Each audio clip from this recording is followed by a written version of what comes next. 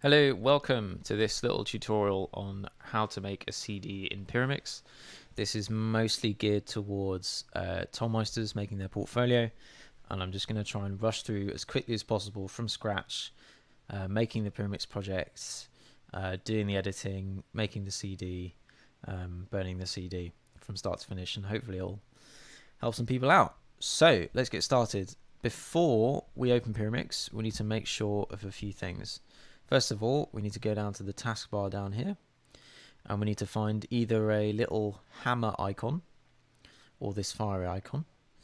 And this is going to be your driver settings. So all of the computers in the department, as of saying this, run an RME sound card, and this is where you can access the settings of the card, and it's very important. Show the status of where you're clocking to, the clock source, sample rates, and the buff size. The other thing about RME sound cards is they come with Total Mix FX. That's also in the taskbar. This is essentially the routing within the sound card. There are tutorials on YouTube for Total Mix, and I would recommend that you look at those for further info. Can be useful if you're troubleshooting.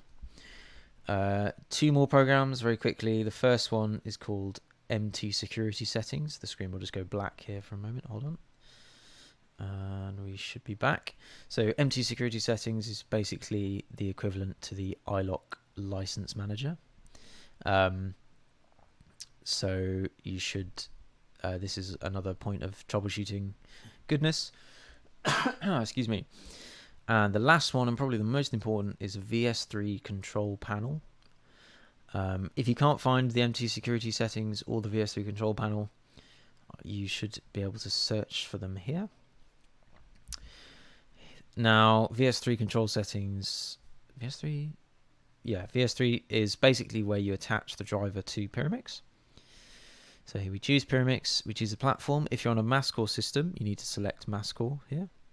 And then you choose the correct driver, and then it should reflect the driver settings here. So if we go back to our driver settings for the sound card, it should reflect what this is here, which it does. So that's great. Once you've hit apply and OK, then you can start Pyramix. Ta-da! So here's a Pyramix that I made earlier.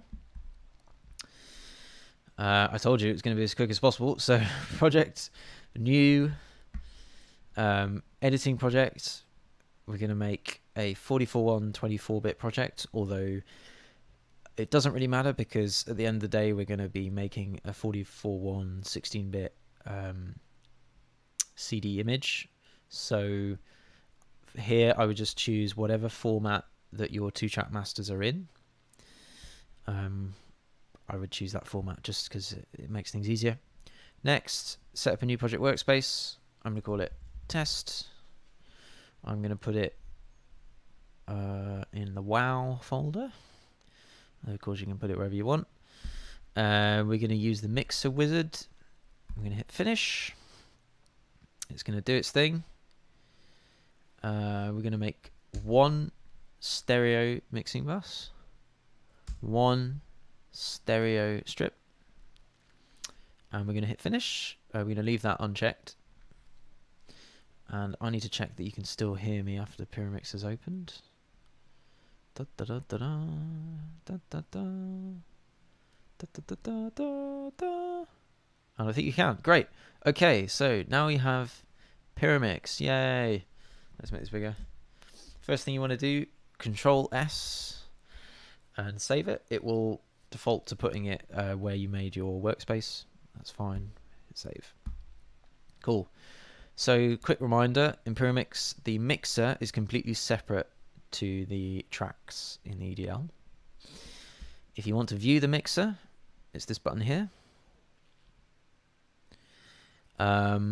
So, to get monitoring, if you want to hear things out of Pyramix, which you probably do want to do, is you go to the mixer, you hit R in mixer,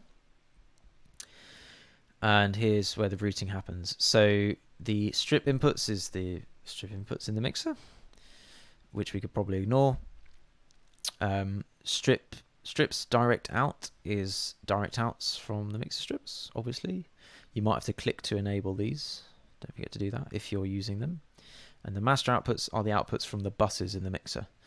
So I would recommend just, let's say you're in Studio 3 or wherever, and you want to just route out a stereo from your mix bus in Pyramix just to hear it to some channels on the desk. I would go master outputs and then route them to wherever you want on the desk to hear things.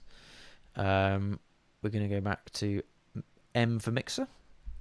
Cool. Okay, let's close the mixer. Because this is the way that I'm monitoring, I'm going to quickly show you the monitoring section. So next to the mixer button, you can open the monitoring section. Hit configure. You can choose where the left and the right channels come out. And you can enable it here, and that's how we're going to hear things in this. But for you, I would just say ignore this and just do the routing in the mixer, and you'll be able to hear things. Cool. Okay. Excuse me. So I'm going to hit save again. I would keep doing that throughout. We're going to go to media management. So first, let me explain. All of these tabs are called editor tabs, and they can be placed in lots of weird and wonderful places on the screen. If you click and drag from the top, you can dock them. If you hover over the blue and then release. I like to have them down here, although a lot of the time they seem to be on the side in the department. I'm going to hit save again. So what we want to do, we want to go to media management, and this is where you can sort out where your media is coming from. So we're going to go to mount media drive.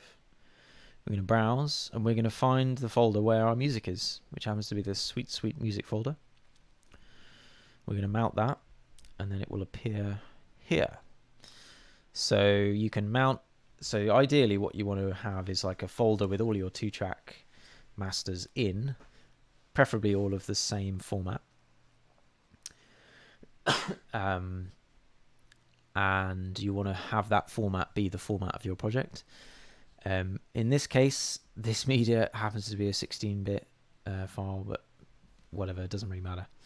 So now that we've got our media in Media Manager and we've mounted the folder, we're gonna probably what you're just gonna want to do is select it, drag it in, and the first thing it will do it will create a image of the waveform to display here.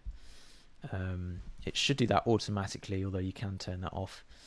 And just out of interest, that is the .pk2 file that you will see there. Okay, so yeah, if you if you select it and then hit this button, you can place the original timecode and fun things like that. Anyway, we've got our media in. We want to do a quick edit. So let me just check we're still rolling. Yep. So we can drag here to chop it up. We can drag here to do a fade. If I want to make that a cosine fade, which I probably do, because Caroline loves that. Fade in, cosine. Same goes for the fade out. Let me just, well, first of all, we should be able to hear it. Let me just chop this up. So let's do a fake little edit. So, oh my god, I've got 2 clips here. I'm going to edit them together. Very briefly, I'm just going to show you the fade editor. So the fade editor is an editor tab. Oh, I forgot to mention before. If you lose any of these tabs at any point, go up to View, Editor tabs, and you can find them again here. So, fade editor. Very quickly, if you want to be a Pyramix boss, then you need to use a fade editor. I'm going to drag it out and make it its own thing to make this easier. Whoop. We are going to want to go to display, shown tracks, 1 track. It shows you which track it's displaying as well. This will make it simpler.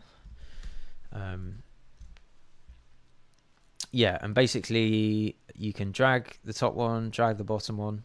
As long as you have fade safe enabled, then it won't affect any of the other edits in the project. No matter how much you drag them, it will only affect this edit that you're doing. click that button to crossfade. These buttons hide and display these two panels, and all of these buttons are for various ways of auditioning it. This one auditions the crossfade. So this is if you're a layman, then you probably just want to move them around so that they're lined up as perfectly as you can, or at least where you want them.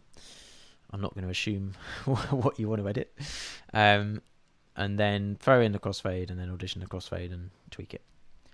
I think I will do a more in-depth video of how to use a fade editor at some point. Anyway, let's ignore that for now. Also, for the changes to take effect, you need to hit the thumbs up. If you don't do that, then it won't apply these changes in the timeline. Okay, so let's dock this back down here and ignore it. I'm going to thumbs down that because it was rubbish. And we're going to go to the CD SACD tab because we're going to assume that you've done all your edits and now you want to put some CD markers in. So, CD tab. Again, it's another editor tab, so you can view it there. We're going to double click new disk. Yes, doesn't matter. There's two bits of this. So there's the tracks part and there's the PQ markers part. And if I can drag this up and down like that. The tracks part, I'll tell you what, actually I'll come back to this later. So if we want to make a new track, we're going to go to markers, add CD start marker cursor or add CD stop marker cursor, and there's the hotkeys for them there. If I want to put a start marker at the beginning of this phase, what I can do is select the clip, hit tab, and it will jump to there. If my cursor was over here, I could do shift tab and it would jump back. That can be handy when you're putting in markers. We're going to do, what was it, shift alt enter for a start marker. And I'm going to do a similar thing. I've just hit tab and then shift alt enter. Tab again, take me to the end. I'm going to do control alt enter for a stop marker. It's up to you how you put in your markers. For me personally, and for pretty much all the work that I've done, I only put in one stop marker at the end of the disc. I think putting in stop markers like here or here is kind of pointless, especially when you're just making a CD. Putting pause time on the CD doesn't make any sense to me. Anyway, different argument. Let's not worry about it. Let's keep explaining the basics. So, remember I said before we have a tracks tab and a PQ markers tab. If I delete in the tracks tab, if I right click, delete select track, it will be like, warning, this will remove related clips in the timeline. Use delete marker command in the PQ marker list if you want to delete markers. If I do this, deletes the track in the timeline. Everything between those two markers is gone. I'm going to undo that. If I do the equivalent thing, if I delete the PQ marker here, then that will literally just delete the marker. So the reason that this is a thing, I think, the main reason, is so that you can easily reorder the tracks. So what I could do is drag that there, and now I've just swapped over the tracks very quickly. So that can be a handy tool if you want to reorder. I would be careful though when you do that because it can mess up some of the fades and joins that you had before. So just be careful of doing that. Cool. Okay, CD text. Here's how we do it. We name the track here. We name the tracks there. We select them all by clicking and then holding shift and clicking again, or holding control. CD text, set track title from track name. That then appears here. And then these columns are where the CD text actually goes on the CD. So if it's there, you know it's going to display on the CD player. Excuse me. Let me just take a sip of tea. God. So that's CD text. Great. If you want to put in an overall CD text title for the disc, then you go to this little area and you go down to CD text title.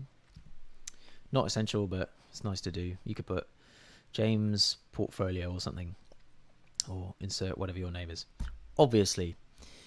Cool, so we've put some markers in, we've named them, we've named the tracks. We are now good to make our master. So we go project, generate CD image. We select the disk here, because you can have multiple disks in the same project. It's quite a nifty feature. You can't do that in Sadie. So yeah, we select it there. It displays the table of contents here, so you can check it there if you like. Select the bus. So when you generate the CD image, it bounces it through the mixer. So anything you have in the mixer, like fader moves, panning, plugins, it will bounce through all of that. So be careful if you've messed with that at all. Yeah, I won't get too distracted. I'll continue this. So we've selected the mix bus that we're bouncing through. We want to select Redbook CD image. We're going to name our image. We're going to put it somewhere. Let's just put it in the same folder. Mount. We can choose whether to do it in real time. If you've got inserts and things running to outboard, then maybe you do want to do it in real time. Offline controllers, that turns off any control surfaces that you've got running. Dithering, because on this occasion this media happens to be 16-bit 44.1 already, so I probably actually wouldn't want to dither, so I would select that. But if you have 24-bit media in the project, which you may well do, then you should really dither it. I would challenge you to hear much of a difference, but yeah, you should probably dither it. Cool. And album publishing, because we're just covering the basic of how to make a CD, I'm not going to do that. We're not going to delve into album publishing. Start. Cool, so it's going to whiz along the timeline, la-di-da. And cool, we've made a CD image. So we're going to hit Control S to save. And then if you like, you can close Pyramix completely. I'm just going to minimize it. So now we're going to find disk write. Open it up. It might take a while to open because it has to recognize any optical drives in the system. And they are very slow. It takes them a while to figure out that they're not toasters. So we're going to, once it's loaded,